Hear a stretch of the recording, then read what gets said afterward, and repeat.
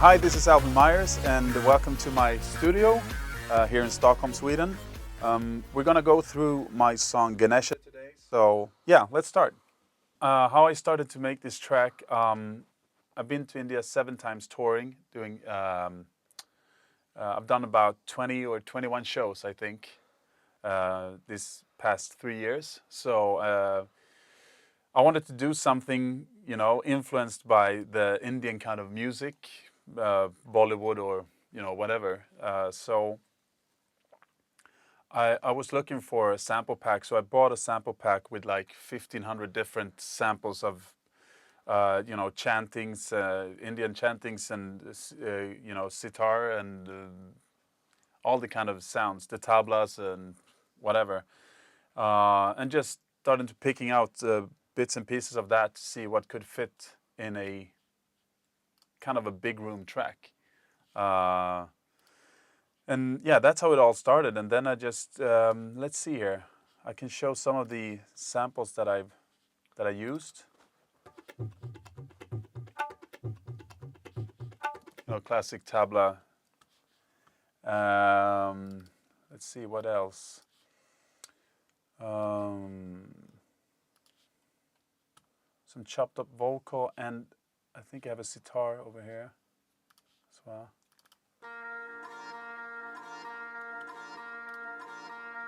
And this too,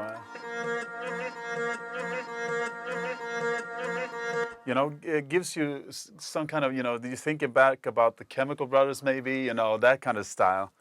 The vocal of the track, let's see here.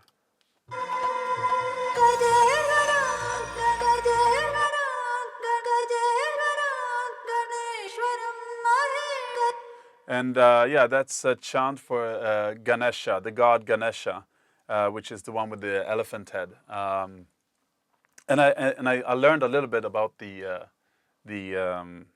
god. I was checking Wikipedia and stuff, and it's the god of moving objects or something like that. And I thought, yeah, that can work good. You know, you move the audience with your music, so it turned out to be a great god to, yeah, to chant about in this song. And I also checked with the people that I work with in India. You know, I sent them the loop of the vocal and said, you know, what are they actually saying? So it's not going to be like something weird. And they're like, no, it's fine. So I think it's all right. So all the oh, this is only the, yeah, all the Indian stuff.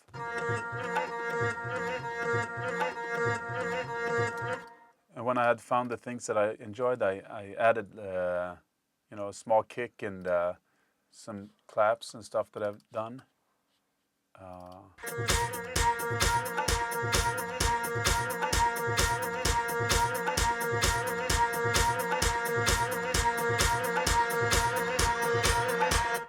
And after that, yeah, we have the whole break here with the vocal.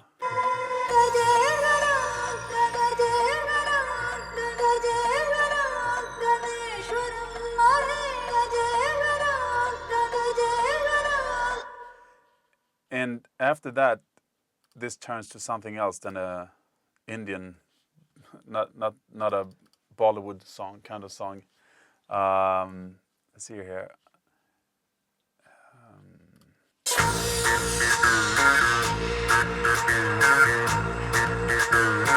Kind of a funky slap bass riff.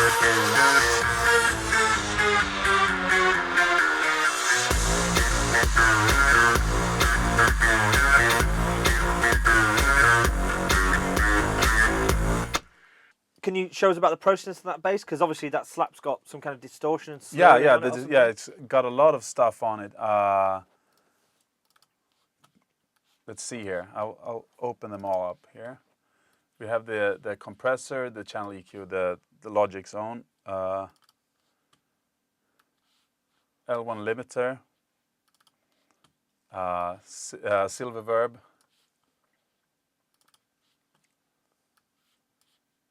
CLA bass from Waves, and another channel equalizer as well. So there's a lot of stuff going on here. So if I take these all away, all the layers, the bass sounds like this. Let's see here.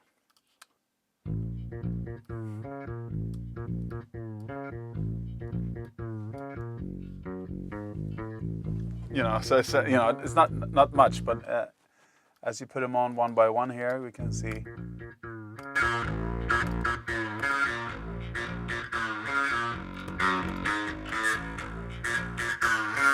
Yeah, so, and you hear that as well.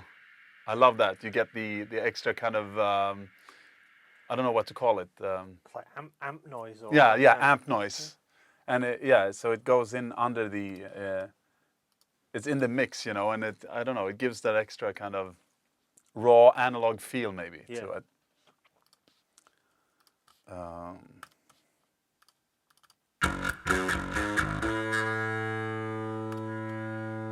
Yeah, and the bass was from the Contact,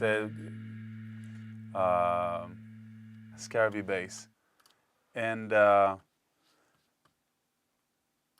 I layered up with another sound on top of the bass from the Reactor. Let's see here.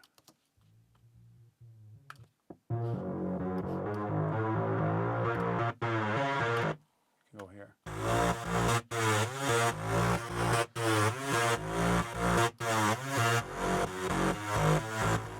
You know, the sound is really, you know, big, so it gives you the bass, which is kind of a lot in the middle, and this gives it the extra kind of width. Yeah.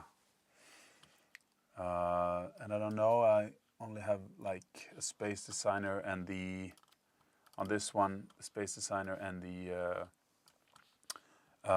Logic compressor on it. And then I think I have, I've changed the sound a little bit, took away all the effects that's in the Razer, and to give it a more dry sound.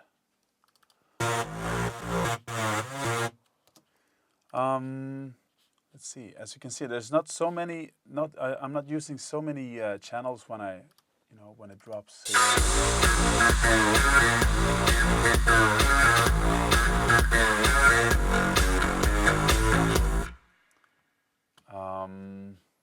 So all the sort of Indian influence at that point goes away. There you go. Yeah, all the Indian influence goes away there for a while, and then this pops up. It's just a little one. It's only on that part of the song, so it only comes once. Is that a process sample or is that? No, that's also the Razer.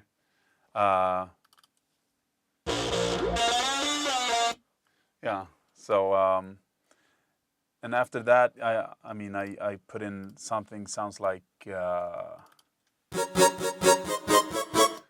little bit of Nintendo style sounds and everything. And where's that from?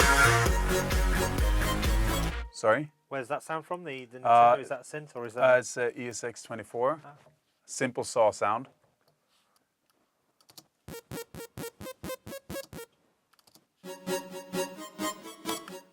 Yeah, and this is from the Massive. And I just put a lot of the I don't know. There's no preset. It's just maybe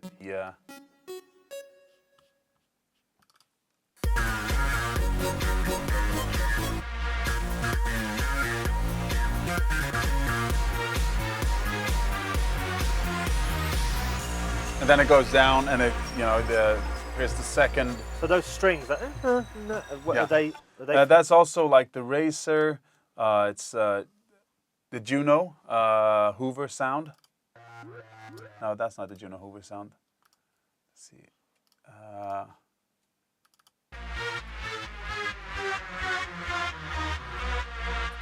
The Juneau Hoover sound is such a classic. Like everybody used it in the '90s, I think. Like it was in every. It's actually from this synthesizer, but I found it in the Diva synth. This one, it had the exact same as the and it's called Juneau Hoover here. I don't remember the name of it on the on this Juneau too, but I was really pleased when I found it. So yeah, it's the Juneau Hoover. What else?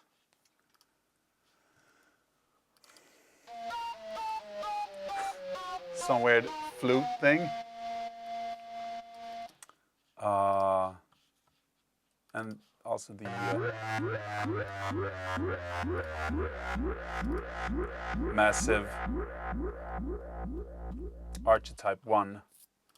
I think we heard a lot from, you know, these past 2 years, using that as, you know, the wobble bass.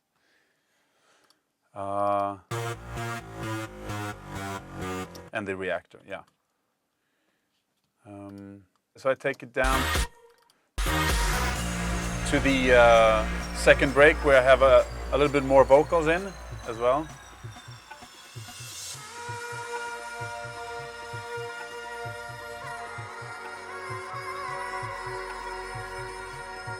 And the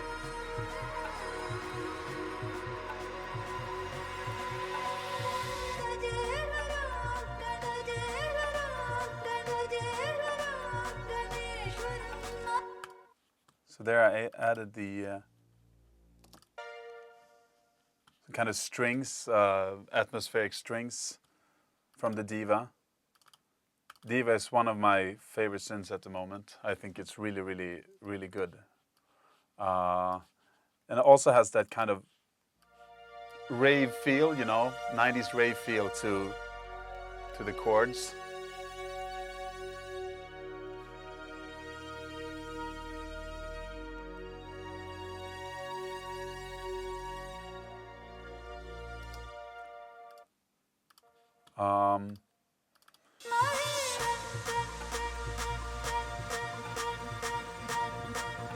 Then it goes on, and there's a kind of, yeah, a build-up, which goes back to the whole bass.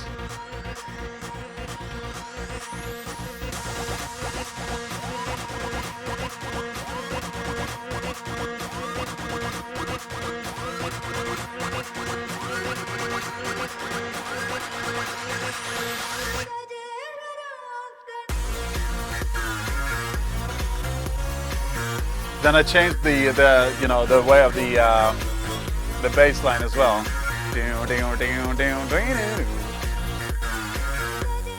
So I mean, it happens, you know, it's like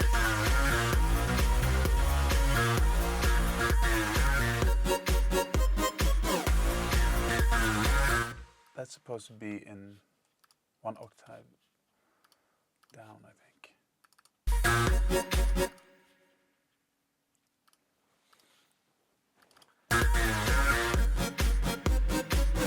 Yeah.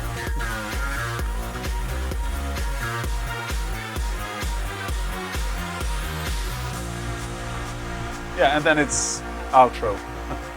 So talk us through that build-up, because you had like 2 different sounds came in with the builds, or was it just the same sounds that played differently? Yeah, that's something I built in Massive, and I think we all heard this kind of Moombaton laser or something.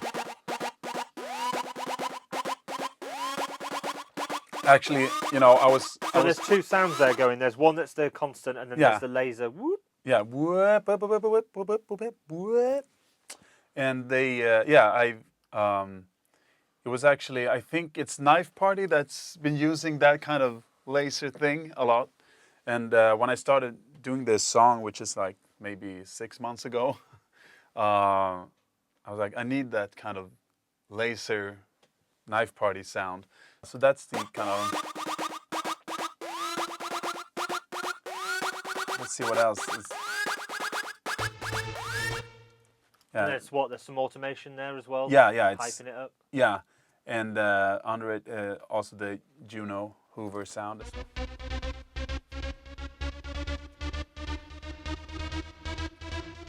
Adding a lot of space to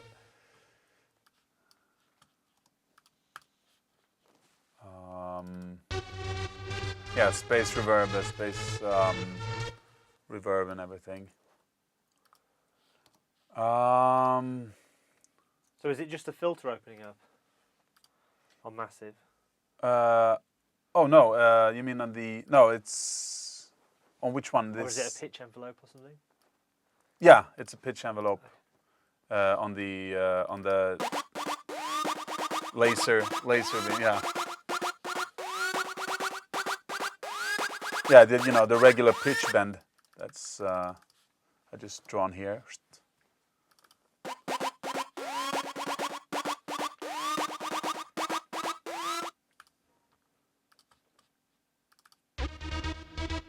Yeah, this one has the same as well.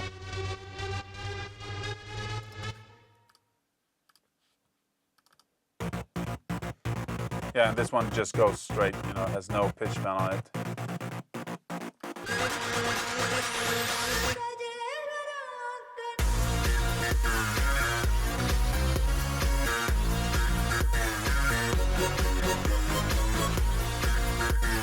Yeah, so it's kind of funny, funny drop. It feels like today it's really hard to find a new kind of drop or whatever. It's like, so I work with my songs for such a long time. I want to try to find a new kind of drop for each song that I'm making, not sounding the same the whole time. And I felt that this was kind of original, the whole with the slap bass.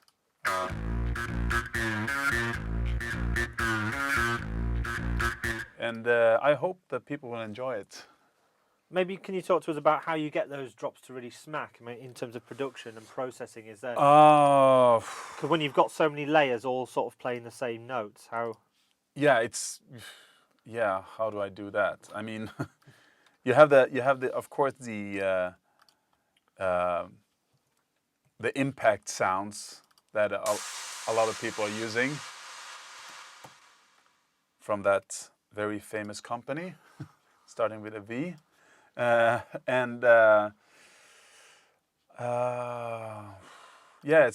mean, then it's a lot of mixing. I mean, sometimes it takes a long time to get that kind of punch when it drops. I have I always work with this API 560 equalizer and the L3 multi-maximizer on the master. But I'm trying to I'm gonna try to start without using anything on the master.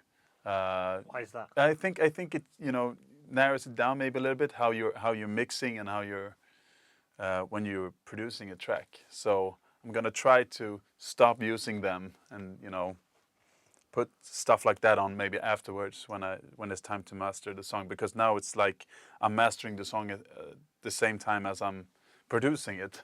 And what about do you group elements and send stuff to buses and send to group channels? Sometimes. In this one, I haven't done that actually. So since it's I have enough power in this in my computer, so they all get what they need. Each channel. So no, yeah. Sometimes I use buses, but usually I don't. So even for drums and stuff, you keep those all separate. Yeah, I keep them separate. And what about kick drum processing? Do you process, or do you just leave them sort of raw? I have a kick that I've been using for a long time. Because this one sounds already quite good.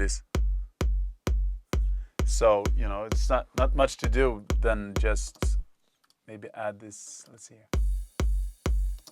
Yeah, with the kick process, I haven't done much. I mean, I've cut a little bit here in the frequency here, but other than that, it's a really good kick that I haven't done much with. Can you just bypass the EQ and then enable it so we can see? Okay. It's not much, just a little tiny thing there, because I think it was hitting something else in the bass line or something like that.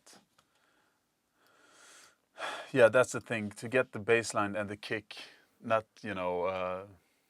Fighting against yeah, each other. fighting against each other. That's probably the hardest thing. And sometimes it just works from the start, and that's the best thing ever. Because that can sometimes take a lot of time to try to figure out where to take away or whatever to make them work together. But I've actually started to I put this kick into the EXS 24 in newer projects, so I can what do you call it? Put it in the right key, because it has it has a little bass in it. So, and that's helping out a lot, actually. So tuning the kick. Yeah, tuning the kick. Yeah. And with these sort of big drop tracks, the drums are quite simple as well, aren't they? On the drops, it's just kick. Yeah, and it's clap. kick and clap, kick clap. Let's see. Yeah.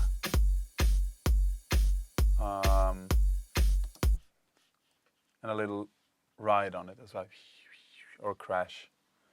Yeah. So yeah, they don't evolve that much.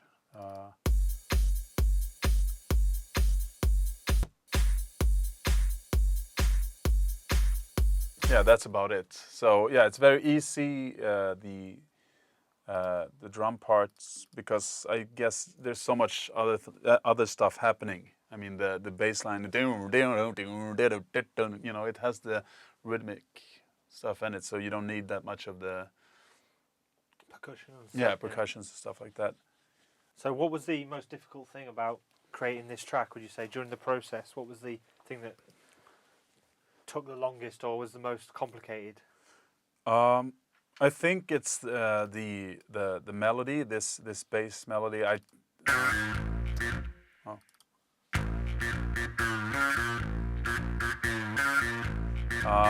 changed it up like so many different versions of it before I got to this, and I got people in here listening to it, and some were like, yeah, this is good, this is kind of cheesy, or this is whatever, and finally I found the bass line, how I wanted to go. And the other thing is, I guess, mixing, because even though it's not that many sounds, but still it's, yeah. I don't know how many mix downs I have of this track. Let's see. Yeah, as you can see here, I have like 15, 20 different mix downs of the track. So, yeah. It takes a while, and that's often with my tracks. When I'm get a label to release it or whatever, I start working on the track even more. Even maybe I just should let it go and start with the next. But you always want to continue and do. You can always do a little bit better, and sometimes you just have to tell yourself to stop.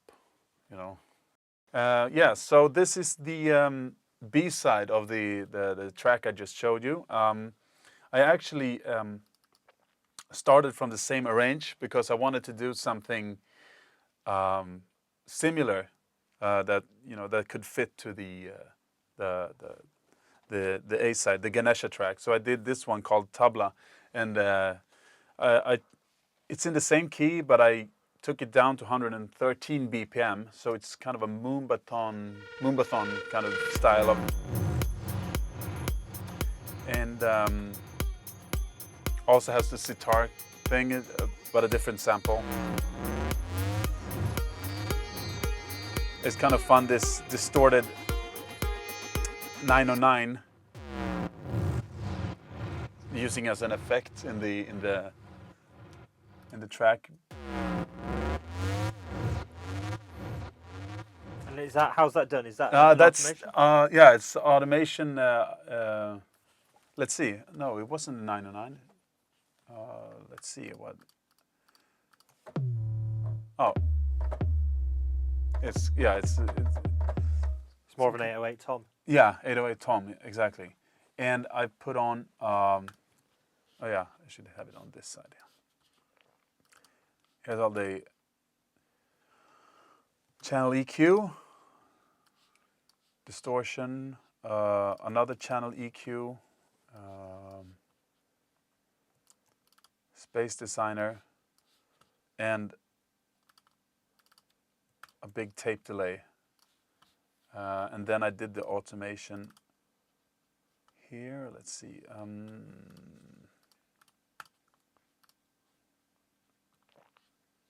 Pitch bend. As you can see here, it goes up and down.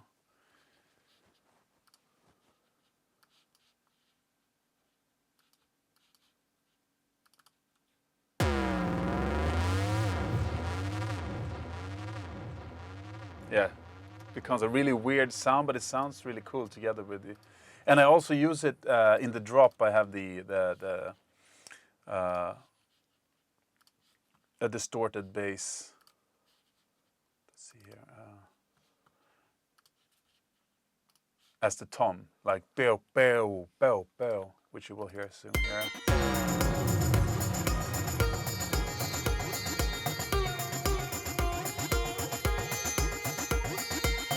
And here you can hear the elements from the Indian elements here as well.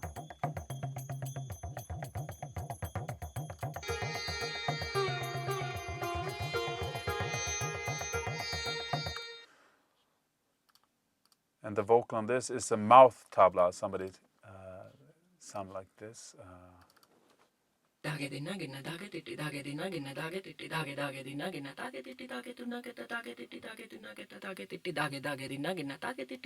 It sounds kind of funny.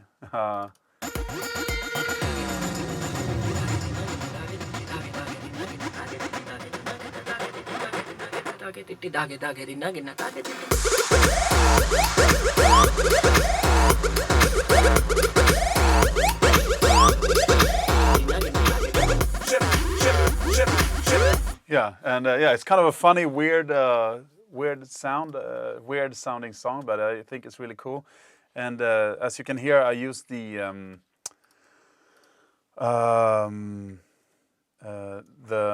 laser Moonbaton laser sound in this as a kind of a lead.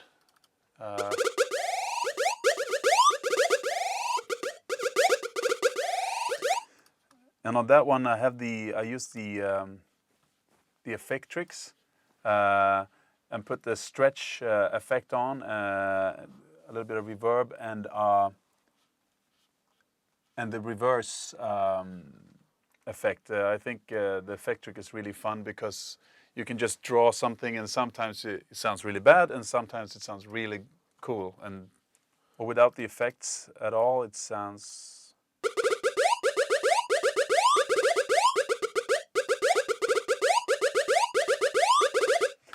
And then I have the channel EQ, the compressor, Averb, and the Effectrix on, and you can hear the reverb or the reverse thing, you know, some kind of, and it gives that extra kind of. Sometimes maybe if I would have heard this in some other song, I would be like, how did he do that? You know, the kind of funny this.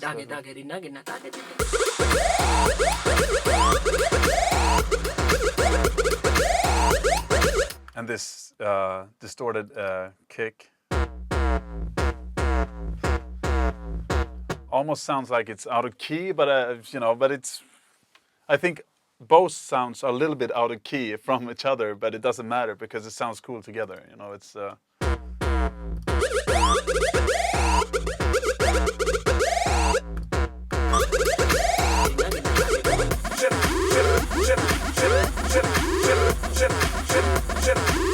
And then you have the chip, that's me. Chip, chip, chip, chip. And I just said something, and it sounds like I say chip. I don't know, chip, chip, chip. So I just recorded it like 10 times, and then I put them all together into one. Chip, chip, chip, chip, chip, chip, chip, chip, chip, chip, chip, chip, chip, chip. So it's kind of a funny sounding track, and I haven't actually. I don't think I ever released a track in 113 BPMs before as well. So to show more width of my. So this is the slowest track you've ever released? Yeah, this is the slowest track I ever released. I think so. Yeah. And then I have as well. I use the bass.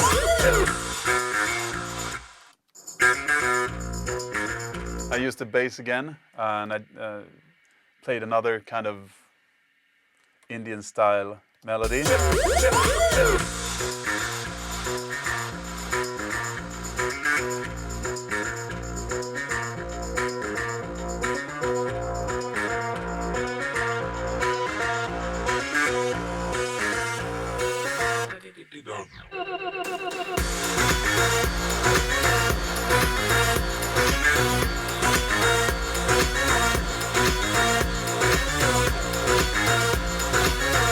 As we proceed here, some more of the chanting going on.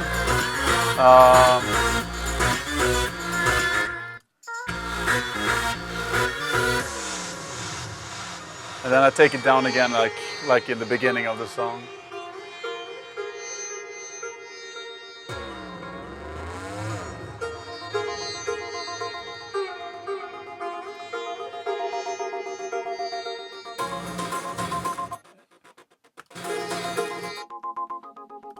And here are some what I put on the. I use the LFO tool, which is made by Steve Dudda, which is really good. You can do a lot of effects on it, and this. Originally, the sound is something like this.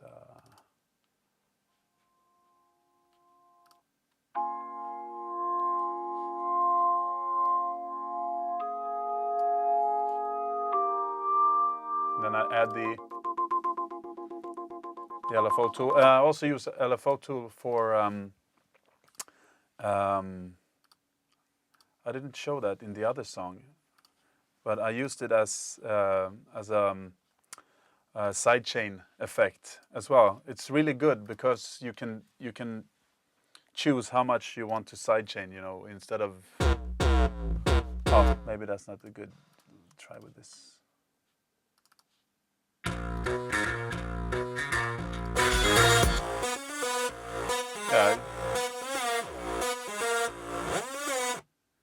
Let's see here, and you can chain it up.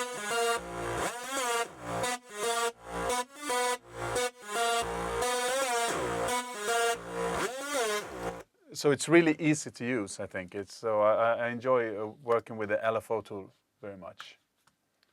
Yeah, and I guess that's about it on the B side of this. Yeah. And that's how that sounds. And that's how that goes.